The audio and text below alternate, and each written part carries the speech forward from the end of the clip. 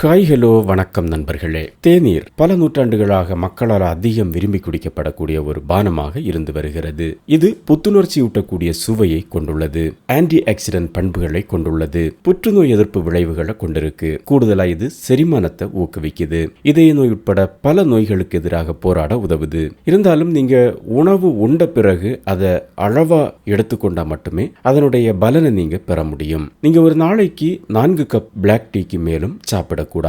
காலையில black tea குடிப்பது நல்லது.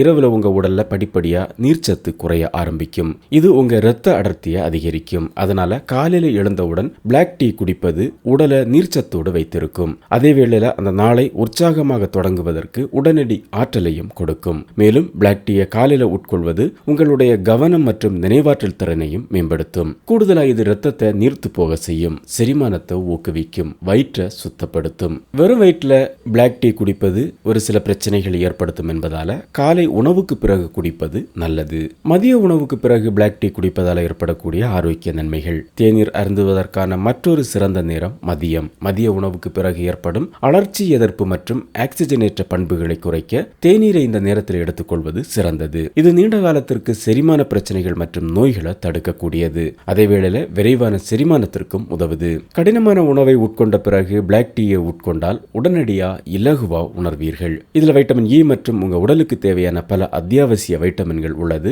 விரைவா செரிமானம் நடைபெறவும் உதவும். சிற்றுண்டி நேரத்தில் பிளாக் டீ குடிப்பதால பல ஆரோக்கிய நன்மைகள் கிடைக்குது. ஒரு கப் சுவையான தேநீர் இல்லாம சிற்றுண்டி நேரம் முழுமையடையாது. இந்த நேரத்தில் குடிப்பதற்கு தேநீரை விட சிறந்தது எதுவும் இல்லை. நீங்க வேலை செய்யும் பொழுது, சோர்வாக இருக்கும் பொழுது, இல்லைன்னா வீட்டில் உட்கார்ந்திருக்கும் பொழுது உடனடி ஆற்றலை அதிகரிக்க விரும்பினா பிளாக் டீ ஒரு சிறந்த வழி. நீங்க இரவுல தேநீர் அருந்த விரும்பினால் அதற்கு சிறந்த நேரம் இரவு 8:30 மணி. இந்த நேரத்தில் உங்க நோய் எதிர்ப்பு அமைப்பு சிறப்பாக செயல்படும். எனவே இந்த நேரத்தில் தேநீர் குடிப்பது நோய் எதிர்ப்பு அமைப்பை சரி செய்ய உதவும். கூடுதலாக இது செல்கள் உற்பத்திக்கும் உதவும். எந்த நேரத்தில் நீங்க தேநீர் எடுத்துக்கொண்டாலும் அதுல சர்க்கரையை அளவோடு சேர்க்க வேண்டும். இல்ல குறைவா சேர்ப்பது நல்லது. சர்க்கரை இல்லாம குடிப்பதும் உடலுக்கு அதிக நன்மைகளை தரும்.